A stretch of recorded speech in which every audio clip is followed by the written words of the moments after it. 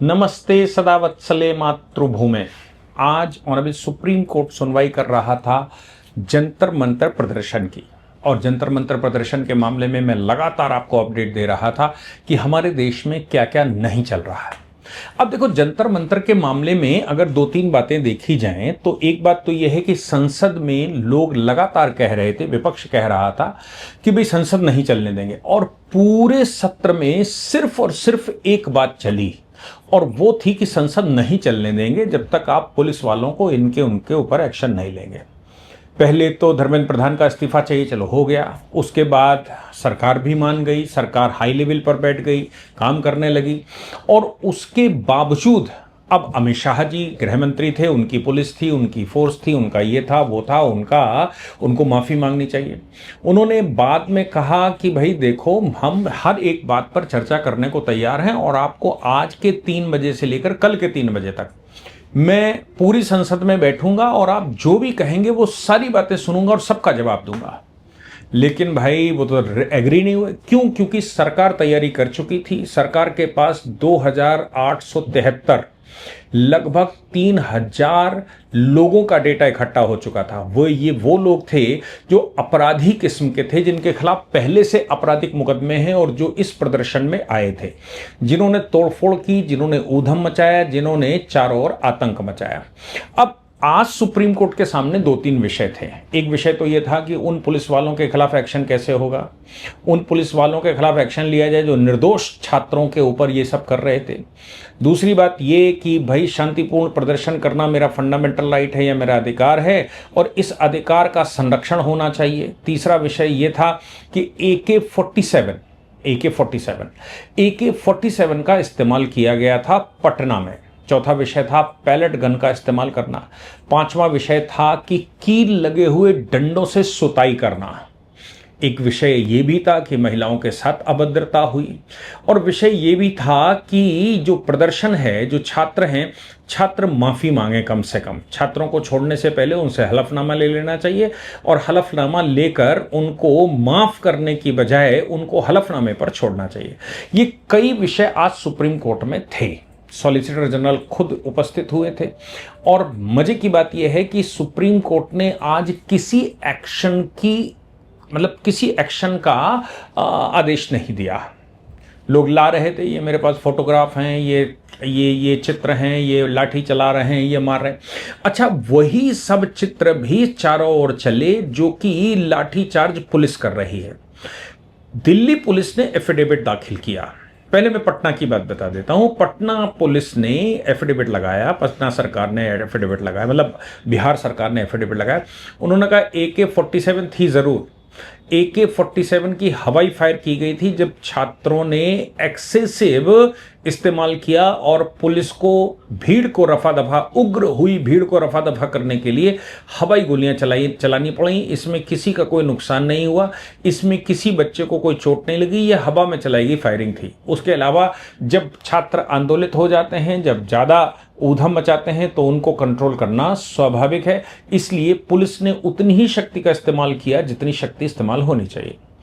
Pellet gun के मामले में बताया गया, तो पैलेट गन के मामले में सुप्रीम कोर्ट ने भी और केंद्र सरकार ने भी कहा कि भाई पैलेट गन का इस्तेमाल जो है एक्सेप्शनल सर्कमस्टांसेस में होता है, और यहाँ पैलेट गन का इस्तेमाल हुआ नहीं है। अगर कहीं एक्सेप्शनल हुआ है तो वो ठीक नहीं था। लेकिन जो हलफनामा दिल्ली सरकार ने लगाया वो जानने लायक है। दिल्ली सरकार ने कहा कि 30,000 से 40,000, 30,000 के लगभग छात्र थे और 30,000 छात्र संसद की तरफ बढ़ चले थे। संसद पर जाने से रोकने के हमारे पास आदेश थे, और जब उन्होंने अपनी लिमिट क्रॉस कर दी, 240 से ज्यादा, अब देखिए दिल्ली पुलिस ने कहा 240 से ज्यादा पुलिसकर्मी इसमें घायल हुए। भीड़ ने पत्थर चलाने शुरू किए। बैरिकेडिंग कई स्टेजेस पर लगी हुई थी, वो बैरिकेडिंग तोड़नी शुरू कर दी। बच्चों ने अभद्र भाषा का इस्तेमाल शुरू कर दिया और बच्चे उपद्रवी हो गए। यहां तक कि जंतर मंतर के पास संसद मार्ग पर एक रजिस्ट्रार का ऑफिस था, उसके ऑफिस को तोड़ दिया गया, वहां से ईंटें निकाली गई ऑफिस की दीवार से। तोड़कर ईंटें पुलिस के ऊपर फेंकी गई, जिससे गुम्मे पुलिस के ऊपर फेंके गए, जिससे पुलिस को बहुत नुकसान हुआ।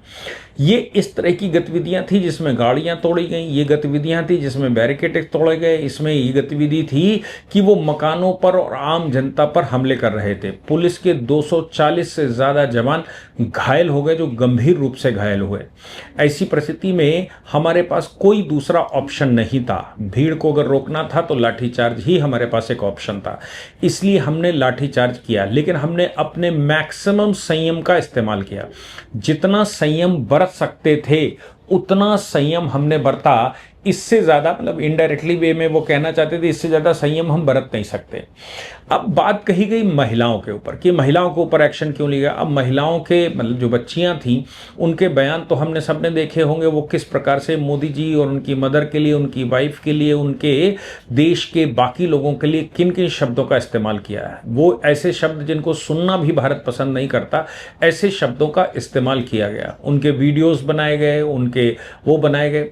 इसके अतिरिक्त हम सब जानते हैं, अगर चोटी रखाकर कोई व्यक्ति वहां गया, कोई चंदन लगाए हुए व्यक्ति वहां चला गया, कोई तिलक माथे पर लगा हुआ व्यक्ति चला गया, कोई धोती कुर्ता पहनकर व्यक्ति चला गया, या फिर उनको अंदेशा हो गया कि ये व्यक्ति एंटी नेशनल नहीं है, तो फिर उन्होंने उसकी मारपीट करी, उसको जंतर मंतर के परिसर में घुसने नहीं दिया और जंतर मंतर के परिसर को खुद ही कवर कर लिया। और फिर जब कोई बात नहीं बनी तो संसद पर हमला करने के लिए अग्रसर हो गए, संसद के लिए चल दी। अब संसद पर रोकने का आदेश था तो पुलिस क्या करती। पुलिस का कहना था कि हम करते तो आखिर क्या करते।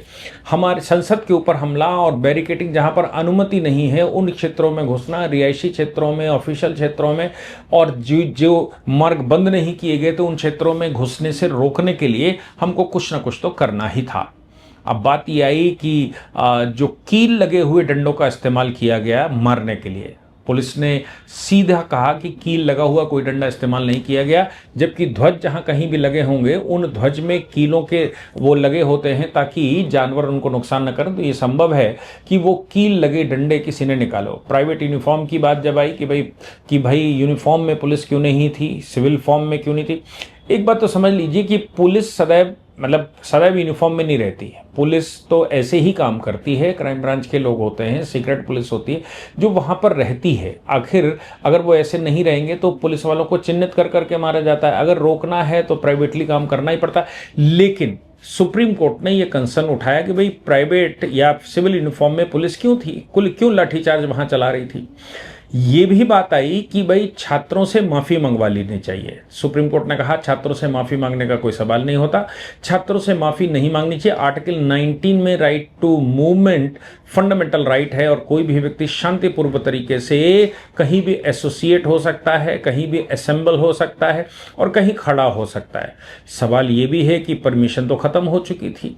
परमिशन खत्म होने के बाद क्या असेंबल होने का राइट फंडामेंटल राइट है? अब अगर फंडामेंटल राइट है तो सुप्रीम कोर्ट में भी असेंबल होने का फंडामेंटल राइट हो सकता है। फंडामेंटल राइट है तो प्राइम मिनिस्टर हाउस में भी असेंबल होने का फंडामेंटल राइट हो सकता है। और अगर राइट टू एसोसिएशन है, राइट टू असेंबलिंग अगर फंडामेंटल राइट है तो कल जहां मेजर जनरल रहते हैं, जहां पर एयरफोर्स का स्टेशन है, जहां पर बाकी स्टेशन हैं जो बहुत हाई सिक्योरिटी जोन्स हैं, राष्ट्रपति का भवन है, उन सब जगह फंडामेंटल राइट हो सकता है। Fundamental right is subject to the restrictions imposed by the state. याद रखिएगा, ये फंडामेंटल राइट उतने ही होते हैं जितने राज्य ने छूट दे रखी है। राज्य ये कहता है कि आपको अगर प्रदर्शन करना है तो हमने आपको एक स्पेसिफिक स्थान दे दिया। अगर आप कहेंगे हम संसद मार्ग पर तोड़फोड़ करेंगे, आप कहेंगे कि हम संसद की तरफ बढ़ेंगे, आप कहेंगे कि संसद के अंदर जाकर प्रदर्शन करेंगे, मेरा फंडामेंटल राइट है, तो मुझे इस पर बहुत ज़्यादा शक लगता है कि क्या हम विचार भी कर पा रहे हैं कि गहराई क्या है इन लोगों की। खैर ये बात छोड़ दीजिए। सुप्रीम कोर्ट ने, चीफ जस्टिस ने ये टिप्पणी उस समय की होगी कि छात्र कम से कम, चूंकि छात्रों के कैरियर का सवाल होता है, इसलिए सुप्रीम कोर्ट के चीफ जस्टिस ने कहा देखो छात्रों के कैरियर के साथ तो हम नहीं खेलने देंगे, छात्रों का कैरियर इसमें बीच में नहीं आना चाहिए। और फेस रिकॉग्निशन टेक्नोलॉजी का जो इस्तेमाल आप कर रहे हैं छात्रों को रिकॉग्नाइज करने के लिए, उनका भविष्य खराब करने के लिए, वो नहीं होना चाहिए। तब सॉलिसिटर जनरल ने कहा कि फेस रिकॉग्निशन केवल ये पहचानने के लिए किया जा रहा है कि इसमें अपराधी प्रवृत्ति के कितने लोग थे। 2873 2873 पर्सन ऐसे अभी तक रिकॉग्नाइज किए जा चुके हैं उस भीड़ में। आप सोचो कि 30,000 की भीड़ में लगभग 3,000 जो रिकॉग्नाइज किए गए हैं, वो उनकी बात नहीं करें जो अभी नहीं रिकॉग्नाइज किए गए हैं। 30,000 की भीड़ में 3,000 आपराधिक लोग, 10%। ये 10% तो पूरे 30% को, 30,000 को भी उड़ा सकते हैं। ये 10% आपराधिक, 3,000 अपराधी। आप सोचो 3,000 पुलिस लग जाती है तो बवाल हो जाता है। 3,000 सेना भेज दी जाती है तो उस पूरे क्षेत्र को विजय कर लेते हैं। 3,001 अपराधी अगर ऊधम मचाता है तो कई जगह बम लगाकर फोड़ देता है। 3,000 के लगभग 2,873 अपराधी प्रवृत्ति के लोग इस भीड़ में शामिल थे। दिल्ली पुलिस ने कहा कि साहब इतनी संख्या हमने उससे रिकॉग्निशन से निकाल ली है। सुप्रीम कोर्ट से उन्होंने कहा कि देखिए, हम सॉलिसिटर जनरल ने कहा कि देखिए, हम बच्चों पर कोई कार्रवाई ना हो इसके लिए केंद्र भी एग्रीड है और आपके डायरेक्शन का भी पालन करेंगे। बच्चों के करियर के साथ खिलवाड़ नहीं होगा। लेकिन इन बच्चों के साथ जो लोग भी आए थे, इन बच्चों के साथ जो ऊधम मचाने वाले लोग थे, जो अपराधी प्रवृत्ति के लोग थे, या फिर जिन लोगों ने वहां अपराध किए हैं, जिन लोगों ने गुम्मे चलाए हैं, जिन लोगों ने सर फोड़े हैं, जिन लोगों ने बिल्डिंगें तोड़ी हैं, जिन लोगों ने बैरिकेड्स तोड़े हैं, क्या उनके खिलाफ भी कार्रवाई नहीं होनी चाहिए? कम से कम उनके खिलाफ तो कार्रवाई होनी ही चाहिए। इसलिए इस अपराधी प्रवृत्ति के लोगों को बख्शा नहीं जाएगा, ये सॉलिसिटर जनरल ने सुप्रीम कोर्ट को कहा। लेकिन ये लोग लगातार कहते रहे कि साहब उनसे एफिडेविट ले लीजिए। तो सुप्रीम कोर्ट ने कहा भाई एफिडेविट का कोई प्रश्न नहीं उठता, ये बच्चे हैं, ये छोटी आयु के बच्चे हैं, इनको छोड़ दिया जाना चाहिए। चलिए ठीक है, ये सब बात तो समझ में आ गई कि भाई इनको छोड़ दिया जाना चाहिए। लेकिन वो जो गालियां दी गई और वो जो ऊधम मचाया गया, उनका क्या? सुप्रीम कोर्ट ने आज 2 गाइडलाइन जारी की। सुप्रीम कोर्ट ने कहा कि पूर्व सुप्रीम कोर्ट के जजेस, हाई कोर्ट के जजेस, पूर्व डीजीपी और प्रशासनिक अधिकारियों की एक टीम बनाई जाएगी। जो आप एलिगेशन लगा रहे हैं कि पुलिस ने अपना संयम खोकर काम किया, मतलब पुलिस को गालियां देते हुए वीडियो हमने सबने देखे होंगे, लोग गाली दे रहे हैं, तुम्हारे माँ बहन कर रहे हैं और पुलिस मुंह घुमाकर खड़ी हुई है। भाई कभी तो गुस्सा आएगा, आप लगातार उसको पत्थर मार देंगे तो कुछ तो करेगा वो रोकने के लिए। और पुलिस वालों के भी तो बच्चे हैं, उनके भी तो फंडामेंटल राइट है, उनके बच्चों के भी तो फंडामेंटल राइट है, उनका विचार कौन करेगा? ये भी एक सवाल है। और फिर भाई क्यों इनके खिलाफ मुकदमे वापस लेने?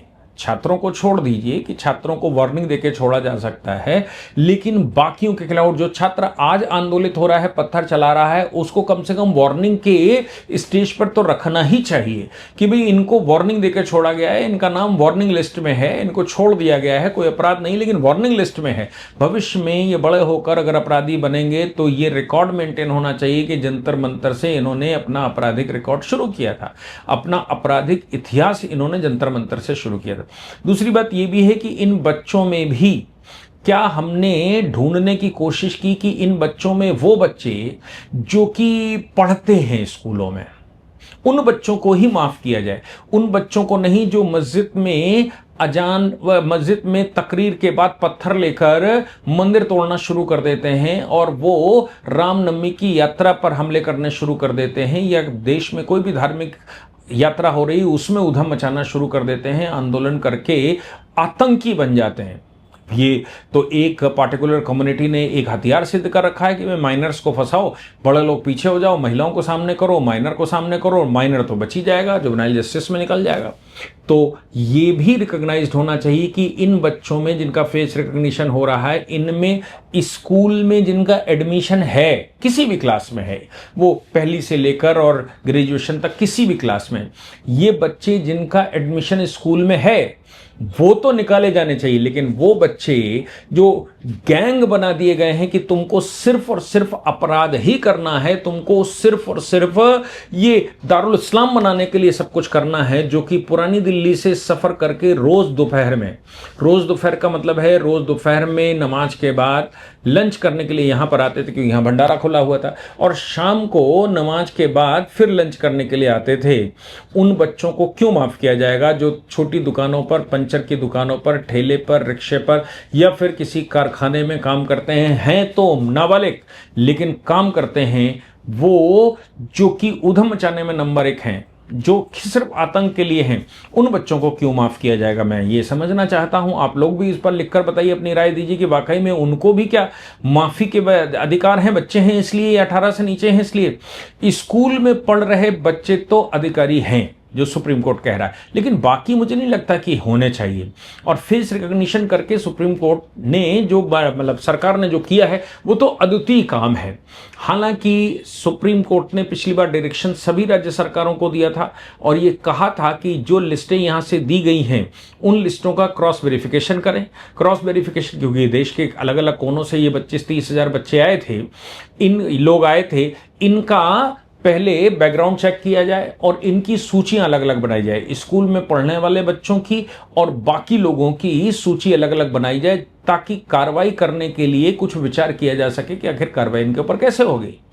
आज सुप्रीम कोर्ट ने कहा कि हम जब ये कह रहे थे कि साहब हमारे पास फोटोग्राफ्स हैं, हमारे पास वीडियोस हैं, हमारे पास डेटा है, आप इन पुलिस वालों के खिलाफ जिन्होंने लाठी चलाई उन पर एक्शन लीजिए।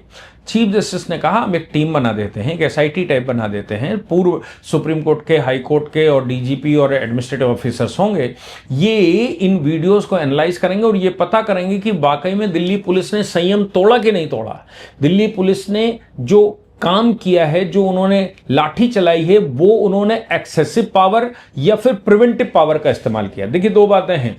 हम तो बीएनएस में ये तक व्यवस्था मानते हैं कि अगर कोई व्यक्ति मेरी जान के पीछे पड़ा हो, प्रशासनिक रूप से वो किसी की हत्या कर सकता है या रेप के केसेस में आगे बढ़ सकता है या रेप अबाउट टू रेप की स्टेज पर है, तो हत्या तक करने का अधिकार किसी भी व्यक्ति को होता है।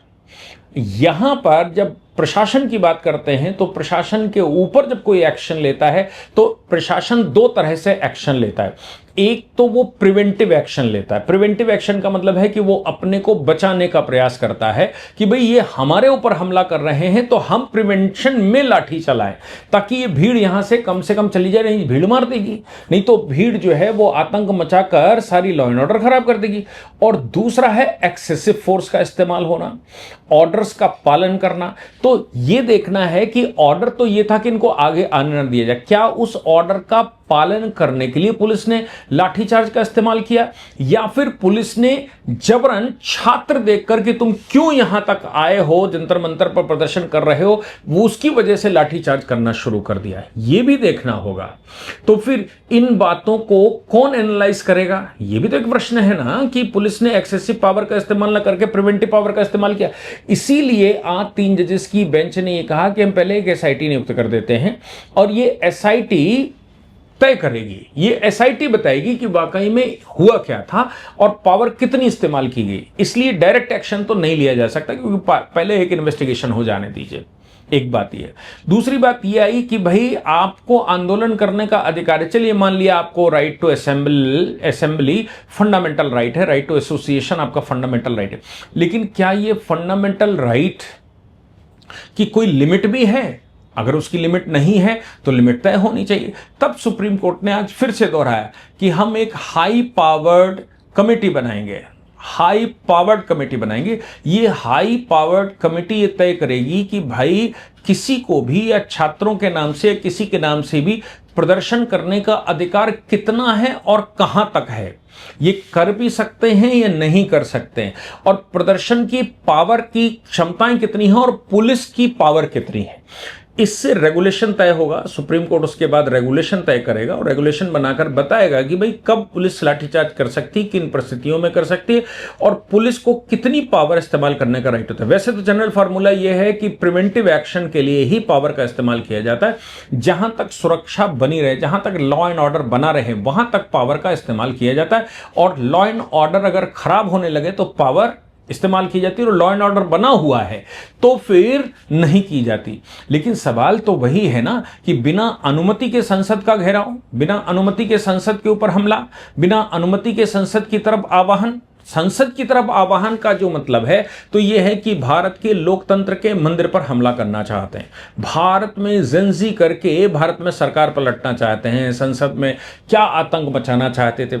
3000 आपराधिक प्रवृत्ति के लोगों का डेटा जो दिल्ली पुलिस ने इकट्ठा किया है वो अपने आप में बता रहा है कि बहुत कुछ का मतलब है बहुत कुछ, बहुत दूर की सोच कर ये लोग आए होंगे। इसलिए सॉलिसिटर जनरल ने कहा देखो इनको तो माफ नहीं किया जाएगा।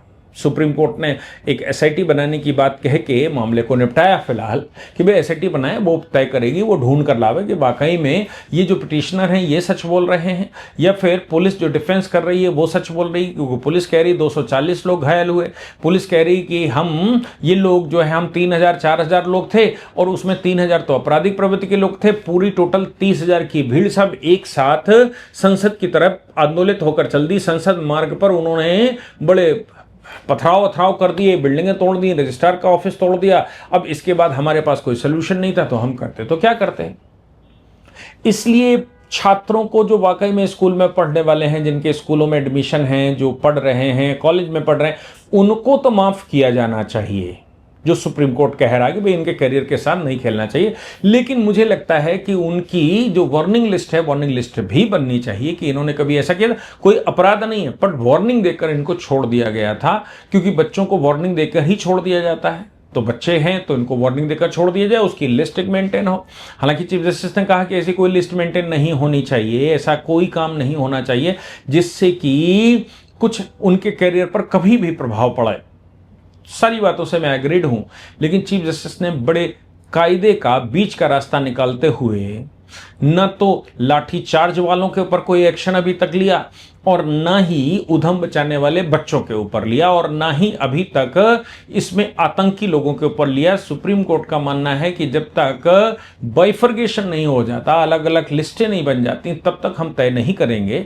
और अब इसको तय करने के लिए भी अलग से एक टीम काम करेगी जो कि बहुत अनुभवी लोग होंगे, वो बताएंगे कि वाकई में हुआ क्या था। क्योंकि कहानियां तो दोनों तरफ से ठीक ठीक चल रही हैं, दोनों अपनी अपने पक्ष दे रहे हैं। और आजकल तो एआई का जमाना भी है, कौन क्या करके देख रहा है। हालांकि सुप्रीम कोर्ट में प्ले ये भी आई है कि ये जो वीडियो वहां पर बनाए गए हैं, दिल्ली पुलिस ने क्या किया है कि जो एक्यूज थे, जो अपराधी थे, उनको सोशल मीडिया पर खोजने के लिए भी डाल दिया, फेसबुक अकाउंट उस पर। तब ये कहा गया कि नहीं आप ये तो गलत कर रहे हो। सुप्रीम कोर्ट ने मेटा को और बाकी एक्स को भी नोटिस किया है कि भाई इस तरह की प्रवृत्ति के जो वीडियोस डाले जा रहे हैं दोनों तरफ से, उन वीडियोस को डाउन करने का आपका क्या इरादा है, या आपके पास कोई टेक्नोलॉजी मैकेनिज्म या आपकी कोई वो है क्या एल्गोरिथम है, तो बताइए आकर कैसे इनको रोका जाए और कैसे बदनाम होने से रोका जाए। मैं समझता हूं कि आज फुल प्रूफ खूब सारी हियरिंग हुई, लेकिन हियरिंग के बाद भी अभी रास्ता निकलना बाकी है। सुप्रीम कोर्ट ने एक मध्यम मार्ग अपनाया है, उस मध्यम मार्ग के बाद ही कोई एक्शन किसी के ऊपर भी हो सकता है। आपके पास कोई इस तरह का मैटर है, आपके पास कोई सुझाव है तो कमेंट बॉक्स में लिखकर बताइएगा। जय हिंद, जय भारत, वंदे मातरम।